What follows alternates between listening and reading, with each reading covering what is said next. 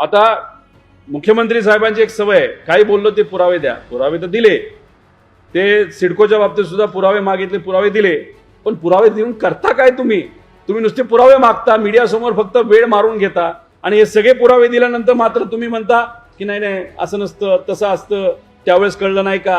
म्हणजे झालं असं की लोक आज मरतायत, लोकशाही आज धोक्यात आली आणि तुम्ही दाखले देताय की इंदिरा गांधींच्या वेळेस काय झालं, तिथं राजीव गांधींच्या वेळेस काय झालं, गेले तेव्हा काय झालं हे नाही, आजचं सांगा. आज लोक मरतायत, आज तुम्ही अशा पद्धतीने निर्णय घेताय.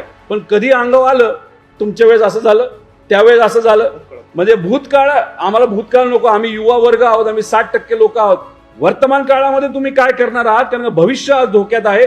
वर्तमानाबद्दल काय बोलायचं तुम्ही बोला, पण यावर कदाचित त्यांच्याकडे उत्तर नसावं आणि उत्तर हे नेत्यांनी द्यावं अशी आमची अपेक्षा सुद्धा नाही. आमचं मत आहे इलेक्शन कमिशनवर. त्यामुळे येत्या काळामध्ये आमच्या सर्व नेत्यांच्या माध्यमातून ठिकठाकाने लोकांना हे सगळे विषय कळले पाहिजे, या अनुषंगाने आम्ही सर्वजण नक्कीच तिथे लढणार आहोत.